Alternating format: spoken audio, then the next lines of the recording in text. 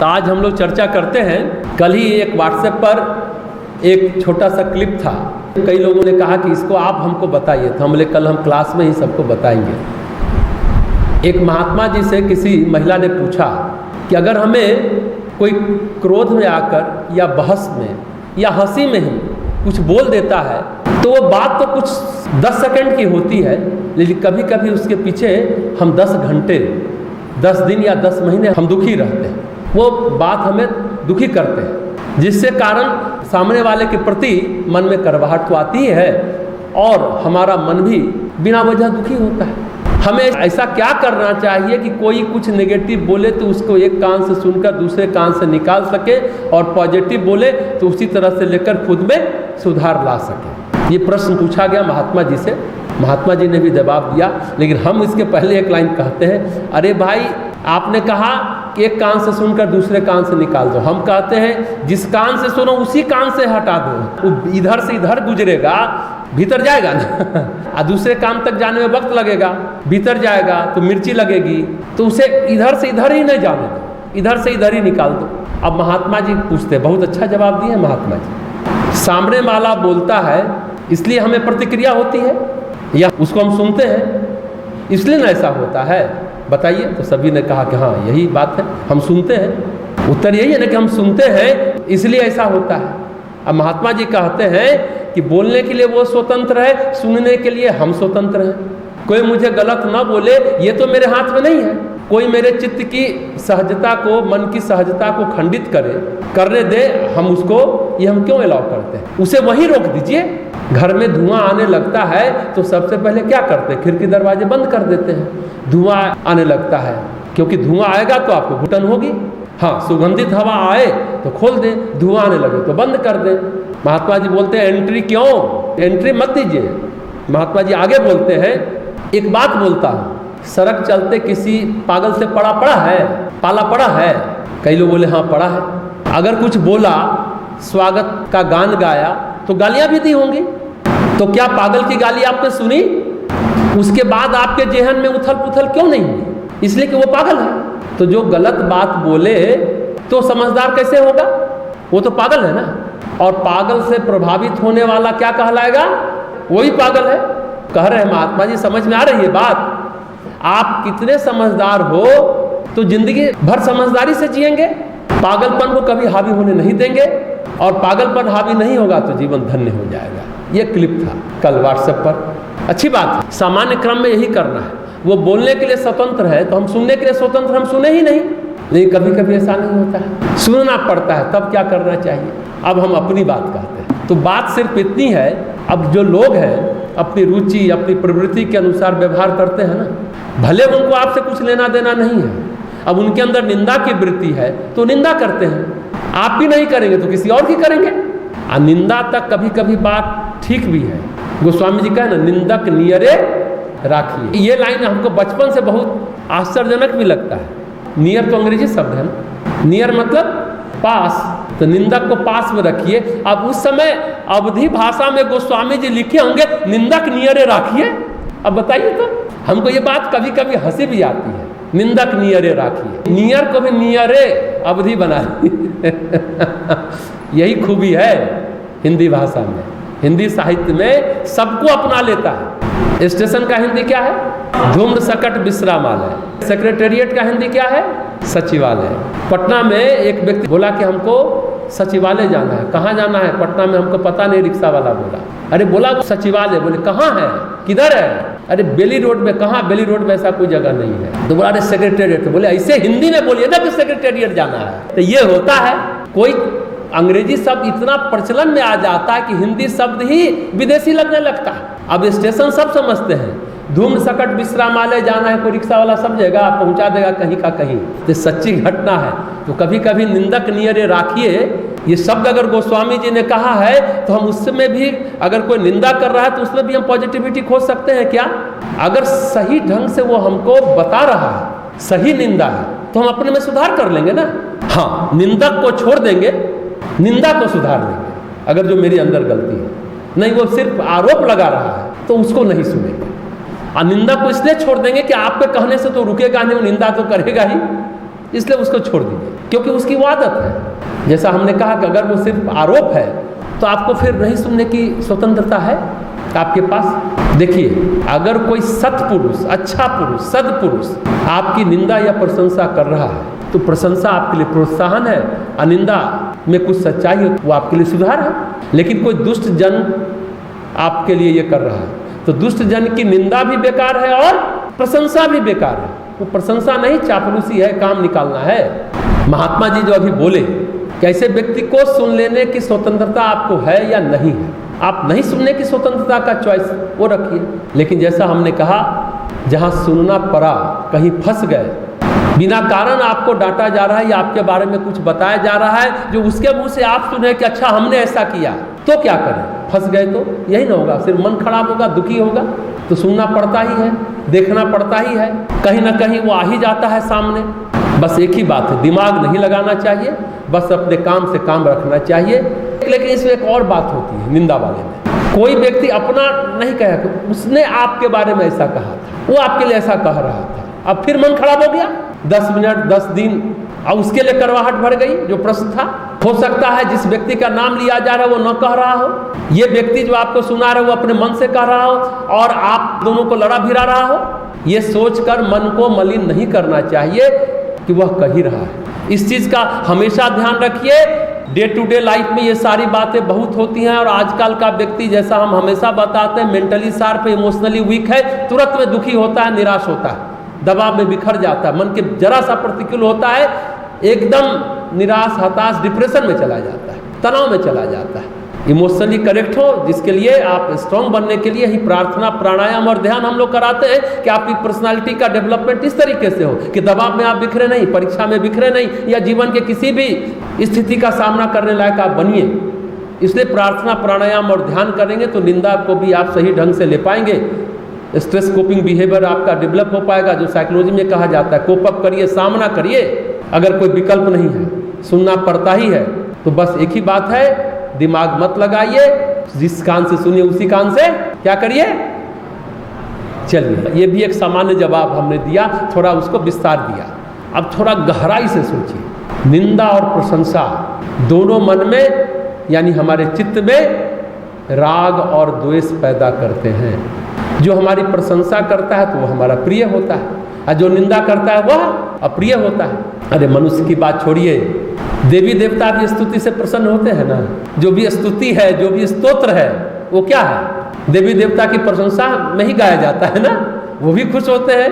हालांकि भगवान थोड़ी कहता है कि मेरी आरती करो, मेरे को भोग लगाओ। ये तो हमारी भावना है, हमारी श्रद्धा है, हमारी भक्ति है, हमारा समर्पण है, इसलिए हम करते हैं कि भगवान आपने सब कुछ दिया तो हम आपको क्या दे सकते हैं, तो थोड़ा आपका गुणगान कर देते हैं। स्तुति स्तोत्र जितना भी है वो प्रशंसा ही है, सच तो लेकिन यही है। पुराने जमाने में राजा लोग क्या करते थे? चारण रखते थे। चारण समझते हैं कि हमारी प्रशंसा करो, हमारी प्रशंसा में गीत लिखो, कविता लिखो, बाकायदा उन लोगों को नौकरी दिया जाता था। चारण मतलब ये नौकरी होती थी, यानी उच्चारण करो, इसलिए चारण है।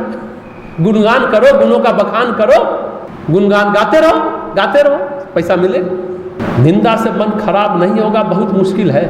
कोई निंदा करेगा तो मन खराब होगा ही होगा, हाँ, पर मन न खराब हो या कम खराब हो, ये कैसे है? यही एक तत्व है जो अगर जीवन में आ गया, जिसका नाम है विवेक। विवेक आ गया तो कम खराब होगा या नहीं खराब होगा। निंदा करने वाले के मन में भ्रांतियां हो सकती है तो वो निंदा करेगा ही करेगा। हो सकता है उसे सच बात मालूम ना हो। यहाँ किसी को सत्य बात मालूम नहीं होता इस दुनिया में। हम हमेशा कहते हैं ना, गलती करने से ज़्यादा खतरनाक है गलतफहमी पालना। आप गलती करिए सही है, लेकिन खतरनाक स्थिति अगर आप गलतफहमी में जीते हैं। गलतफहमी का इलाज नहीं है, भ्रांति का इलाज नहीं है, वो आपको खुद से खुद इलाज करना होगा। कोई आपका इलाज नहीं कर पाएगा, गलतफहमी आपको स्वयं दूर करना होगा। और दूसरी एक और बात है, जगत में रिश्ते होते हैं स्वार्थ के। स्वार्थ के पूरा होने पर रिश्ते खत्म हो जाते हैं या बोझ बन जाते हैं। निंदा के कई कारण होते हैं, उनमें प्रधान कारण है स्वार्थ और अहंकार। हो सकता है आपसे उसका स्वार्थ पूरा होना बंद हो गया हो, या कम हो गया हो, या स्वार्थ में हानि हो गई हो, तो आपकी निंदा करने लगेगा। और अगर उसका अहंकार दुख जाएगा तो आपकी निंदा करेगा ही करेगा। तो निंदा को आप सर्वथा रोक देंगे, ये संभव नहीं है। हाँ, ये रोकी जा सकती है केवल प्रारब्ध को वश में करके। अभी प्रारब्ध की चर्चा हम लोग कर रहे थे। हाँ, सामाजिक रूप से नहीं रोकी जा सकती है। अगर आपके प्रारब्ध में बदनामी का कोई योग उठ रहा है, उसे प्रारब्ध को समय रहते आप काट देते हैं, तभी संभव है। तो निंदा दो चीज़ों से होती है, एक परिस्थितिजन और एक प्रारब्धजन। पर परिस्थितिजन निंदा बेग नहीं पकड़ती, वो आज उठी कल गिरी, उसका हल्का फुल्का प्रभाव होता है। लेकिन जो प्रारब्धजन है, कर्मजन है, जिसमें बदनामी का अगर आपका योग है, वो पीरियड, वो काल, वो समय, तो वो बेग पकड़ता है। और उसका उपाय यही है कि प्रारब्ध के बेग को रोकने के लिए कुछ उपाय करिए, समाधान करिए, तब वो रुकेगा। लेकिन निंदा नहीं होगी, ये कहा नहीं जा सकता। वो महिला ने जो प्रश्न किया, बंद खराब होता ही होता है। अब इसका उदाहरण आपको देते, एक सटीक उदाहरण, मिथ्या निंदा की कहानी बताते हैं। एक व्यक्ति है, महात्मा है, बहुत उच्च कोटि के महात्मा, जिनका नाम है कृष्णानंद।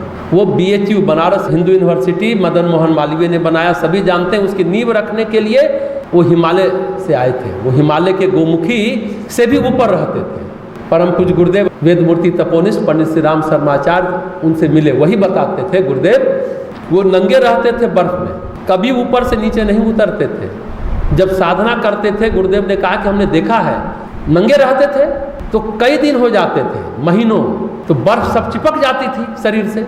गुरुदेव ने बताया कि जब वो खड़े होते थे तो उनकी जांघों से खाल भी चट चट कर उखड़ जाती थी और खाल से खून गिरने लगता था, और वो बड़े आराम से मस्त चलते फिरते रहते थे। नाम था कृष्णानंद जी। ऐसे ऐसे महात्मा हैं, ऐसे व्यक्ति जो सुख दुख से, शीत उष्ण से परे थे।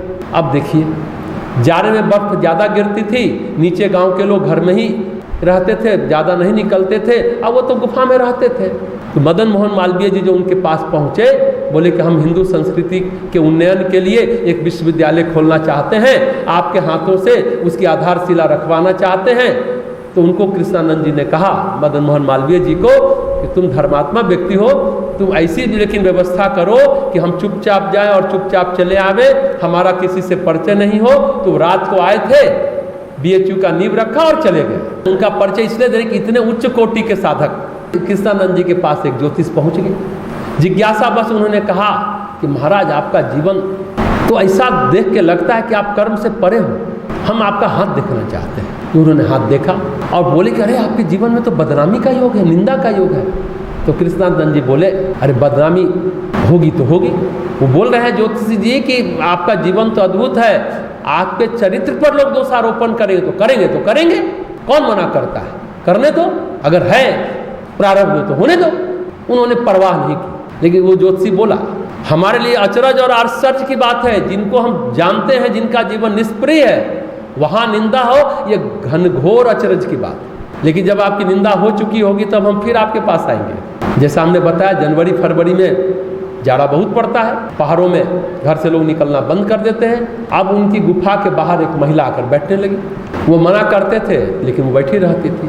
अब उस महिला को जब इक्का दिक्का लोग नीचे से गांव वाले देखते थे, बोले एक महिला बैठी है इनके गुफा के सामने, तो बड़ी निंदा हुई कृष्णानंद जी की। फिर ज्योतिषी जी आए, अब बोला आपकी तो बड़ी बदनामी हो रही है। कृष्णानंद जी कहा हुई है, तो आपको दुख नहीं लगा? नहीं लगा। माया की बातों पर कोई दुख मनाता है क्या? दुख मानना चाहिए क्या? अच्छा एक बात बताओ, पहाड़ों में जाड़े में दिसंबर जनवरी में मेरे पास कौन महिला आएगी? जब बर्फ गिरना शुरू हो जाता है, पहाड़ के रास्ते बंद हो जाते हैं, लोग घरों में से निकलना बंद कर देते हैं, कौन आएगा? हाँ महाराज, ये आश्चर्य है। अरे काल काल, माया माया, महामाया बनकर बैठी रही, महिला का रूप धर लिया और विवाद फैला दिया। ये मिथ्या है। पर जब प्रारब्ध भोग होता है तो उसे काटना ही पड़ता है। हमने कहा था ना तुमको, है तो है, बदनामी का ये होने दो। हम अपनी तप की ऊर्जा उसको काटने में बेकार क्यों करते? देखिए एक और लेवल सोचने का। अभी हमने कहा कि प्रारब्ध जन है तो आप उसका समाधान कीजिए, साधना उपासना व्रत तपस्या करके। वो कहते हैं हम अपने तप की ऊर्जा को बेकार कर देंगे बदनामी का योग काटने के लिए। वाह, एक ऐसा भी सोच है, ऐसे भी लोग होते हैं। बहुत महत्वपूर्ण बात है। वो महामाया उनको खाना खिलाती थी, पर वो खाते नहीं थे, क्योंकि वो तो महीनों महीनों नहीं खाते थे, बहुत उच्च कोटि के महात्मा थे ना। उन्होंने कहा जो प्रारब्ध में चीज़ें आती हैं उनको सहकर निकल जाना चाहिए, उसमें ज़्यादा दिमाग नहीं लगाना चाहिए। निंदा से कृष्णानंद जी का मन अस्थिर नहीं हुआ, निंदा से वो अप्रभावित रहे। तो ज्योतिषी बोले अरे जो लोग आपके पास आते थे अब तो नहीं आएंगे। बोला अरे छोड़ो, लोगों से क्या लेना देना हमें, जब आना होगा अपने आप आएंगे, धूल गुबार छट जाएगा, फिर सब कुछ वैसा ही हो जाएगा। ऐसे निष्प्रिय बाबा। तो निंदा से कृष्णानंद जी का मन अप्रभावित रहा। और एक महात्मा की सच्ची घटना जिनका मन निंदा से प्रभावित हुआ उसे भी सुन लीजिए आप। श्रीपति मिश्र कांग्रेस के थे, उत्तर प्रदेश के उस समय मुख्यमंत्री थे। और हरिद्वार में सभी लोग जानते होंगे भारत माता मंदिर का नाम, जो हरिद्वार गए होंगे ऐसे भी सुनते होंगे, सत्यमित्रानंद जी ने बनाया। उसका उद्घाटन समारोह रखा, उसमें भी परम पूज्य गुरुदेव गए थे। जब भारत माता मंदिर का उद्घाटन हुआ था तो पूज्य गुरुदेव उसमें भी गए थे। इंदिरा गांधी प्रधानमंत्री थी, इंदिरा गांधी ने उद्घाटन किया। और जब इंदिरा जी उद्घाटन करके चली गई तो सत्यमित्रानंद जी ने सारे पोस्टर बैनर बदल दिए और आरएसएस वाले पोस्टर बैनर लगा दिए। और आरएसएस वालों ने उद्घाटन के बाद इंदिरा जी की बहुत खिल्ली उड़ाई, कैसी महिला हिंदू मंदिर का उद्घाटन करने आ गई। अब ये खबर इंदिरा गांधी को पता चल गई। अरे सबके गुप्तचर तो होते ही हैं, सारा सब कुछ होता है, प्रधानमंत्री है भाई। इंदिरा गांधी ने फोन किया, श्रीपति मिश्र तुमने पता नहीं लगाया, किनके पास भेज दिया उद्घाटन करने को? कल इस आदमी का बंटाधार चाहिए मेरे को। ये सत्यमित्रानंद का कल बंटाधार हो ही जाना चाहिए, नहीं तो कल तुम मुख्यमंत्री के पद पर नहीं रहोगे। श्रीपति मिश्र को इंदिरा गांधी तो प्रबल प्रधानमंत्री रही है भाई, पद गया ये समझ लो। अब श्रीपति मिश्र ने सत्यमित्रानंद जी का कच्चा चिट्ठा निकलवाया, उसकी चर्चा करना यहाँ उचित नहीं रहेगा, लेकिन कथा अखबारों में छपी, खूब छपी, महीनों तक छपी। देखिए निंदा की बात चल रही है, ये सब बात शायद आपको हम कभी नहीं सुना पाते, लेकिन समझिए निंदा और प्रशंसा। अब सत्यमित्रानंद तो कृष्णानंद जी थे नहीं, रोने लगे। वो गए हरिद्वार में, एक बड़े उच्च कोटि के महात्मा है पथिक जी, कहा जाता है नागा बाबा साधु के अवतार हैं। परमार्थ आश्रम में एक कमरे में रहते थे। जो पथिक जी, जो व्यक्ति 50 इंटर कॉलेज डिग्री कॉलेज बनाया होगा, वो जीते जी कोई आश्रम नहीं बनाया। वैसे भी उनके पास बैठने की कुर्सी नहीं होती थी, सीमेंट वाली जो जूट की बोरी होती थी ना, उसी पर वो भी बैठते थे। कोई आता था तो 2-4 बोरी पर बैठा देते थे, ज़्यादा लोग आ जाता था तो कहते थे अपना अपना बोरी लेकर के, हमारे पास ज़्यादा बोरी नहीं, हम बोरी कहाँ से लाएंगे। अब रोते हुए सत्यमित्रानंद जी पहुँचे पथिक जी के पास, बोले बैठो। बैठ गए। भारत माता मंदिर में आज भी चांदी का सिंहासन रखा है जिस पर सत्यमित्रानंद जी बैठते थे, आज भी जाइएगा तो दिखेगा। अब पथिक जी ने कहा चांदी के सिंहासन पर न बैठकर बोरी पर बैठना कैसा लग रहा है? सत्यमित्रानंद जी बोले आज बहुत अच्छा लग रहा है, लेकिन मन बहुत दुखी है। पथिक जी ने कहा गुलाब जामुन खाया था तब दुखी था क्या? अब गोबर भी खा लो, हमेशा थोड़ा ही खाना पड़ेगा, निकल जाएगा ये भी समय। पथिक जी से बोले सत्यमित्रानंद मन नहीं मान रहा है, साधु हो सन्यासी हो, मन को मना लो, मन को मनाना ही तो साधना है, मन को साध लो, इस बदनामी से अपने अंदर वैराग्य पैदा कर लो, इसी संसार से इसी से विरक्ति ले लो। अरे जब तक चोट नहीं पड़ेगी, इतना मजबूत जोड़ है संसार और तुम्हारा या किसी भी मनुष्य का, बिना चोट पड़े वो जोड़ टूटती है क्या? इतना मजबूत जोड़ जब तक जबरदस्त चोट ना पड़े नहीं टूटेगा। उन्होंने एक बहुत महत्वपूर्ण बात कही, निंदा का महत्व प्रशंसा से ज्यादा होता है। ये लाइन याद रखिएगा। पथिक जी ने सत्यमित्रानंद जी को कहा कि निंदा का महत्व प्रशंसा से ज्यादा होता है। पथिक जी ने आगे कहा इसका महत्व समझो और थोड़ा मन में वैराग्य लाओ। तो बोलते महाराज नहीं आता है। तो पथिक जी ने कहा विवेक होगा तब ना वैराग्य आएगा, विवेक ही नहीं है तो वैराग्य कहाँ से आएगा? संसार से आप अच्छा चाहते हो और बुरा चाहते नहीं हो। अरे ये संसार तो द्वंद्व का नाम है, अच्छा के साथ बुरा मिलेगा ही मिलेगा। सत्यमित्रानंद को समझाया, फिर भी सत्यमित्रानंद जी कहते मन करता है गंगा जी में डूबकर सुसाइड कर लें। अब सत्यमित्रानंद जी कह रहे हैं आप मेरे जीवन की रक्षा चाहते हैं तो आप अनुमति दें कि हम रोज आपके पास आकर बैठ जाएं, अगर आप मेरे जीवन की रक्षा चाहते हैं तो। हाँ आओ, भगवान की चर्चा करने से, भगवान का चिंतन करने से मन शांत हो जाता है। अब दोनों निंदा की घटना आपने सुनी, सत्य घटना है। कृष्णानंद जी ने ठहाका लगाया। माया की चीजों पर कोई बुद्धि लगाता है क्या? हा हा हा करके हंसे कृष्णानंद जी। माया उनको स्पर्श नहीं कर पाई, निंदा स्पर्श नहीं कर पाई। और दूसरी घटना में जो भी सत्य घटना है, सत्यमित्रानंद जी को पूरी तरह माया निंदा स्पर्श कर गई। और हम तो कहते हैं स्पर्श ही नहीं कर गई, अंदर घुसकर छा गई, आत्महत्या तक सोच बैठे। पथिक जी ने उनको आगे कहा था, संसार हर एक को मूर्ख बनाता है। संसार का नाम ही है मूर्खता। संसार से कुछ पाने को सोचना प्रबल मूर्खता है और कुछ नहीं है। अब पथिक जी की चर्चा कर रहे हैं तो उनकी बात की और एक दो लाइन सुन ले। एक दिन पथिक जी बोले, देखो भाई कल से सत्संग नहीं होगा, अब सत्संग में तुम लोग मत आना। अपने मुंगेर के प्रताप शास्त्री, अब वो भी नहीं रहे, शांति कुंज हरिद्वार में जो संगीत विभाग के रहे हैं हेड, उनकी पत्नी का भाई, उनका साला अविनेश था, जो बाद में स्वामी अविनाशी हो गए। शांति कुंज हरिद्वार में जब तक थे पोस्ट ऑफिस में काम करते थे, गुरुदेव के रहते ही वो चले गए थे। पथिक जी ने उनको बोला था कल सत्संग नहीं होगा। लोगों ने कहा हम तो आएंगे, बोले आओ पर हम नहीं आएंगे। आप कहीं जा रहे हो? हाँ जा रहे हैं। हम भी साथ चले क्या? तो चल देना, मना थोड़ी कर रहे हैं। रात को उनको हल्का बुखार आया और सुबह पथिक जी नहीं रहे। सारे जीवन टाट पर बैठे और सोए। ऐसे भी महात्मा होते हैं। तो भाई गुलाब जामुन के साथ गोबर तो खाना पड़ता है ना। हाँ, हम कुछ ऐसे लोगों को जानते हैं, कभी कभी ऐसे भी लोग होते हैं जिन्होंने बिना गुलाब जामुन खाए जिंदगी भर गोबर खाते रहे। ऐसे भी लोग होते हैं। तो मूल सूत्र है, निंदा के महत्व को समझें। निंदा भी मूल्यवान होती है, सत्य यही है। ऐसा हो ही नहीं सकता कि आपकी निंदा न हो। हाँ, निंदा असहनीय हो जाए तो निंदक की नहीं, निंदा की जड़ यानी प्रारब्ध को काटिए। इस कर्म भूमि की दुनिया में भलाई करते रहिए आप बहते पानी की तरह, बुराई खुद व खुद किनारे लग जाएगी कचरे की तरह। बुराई खुद व खुद लग जाएगी कचरे की तरह। तो निंदा को प्रशंसा से ज्यादा मूल्यवान समझना चाहिए। होता है, ये बातें अच्छी हुई, कई लोग आपको गाली दे देगा, कहीं कुछ बोल देगा, कह रहे आपको गाली दे दिया। अरे दिया तो दिया, उसकी वृत्ति है भाई, क्या कर सकते हो, उसको रोक सके, वो अब स्वतंत्र है गाली देने के लिए।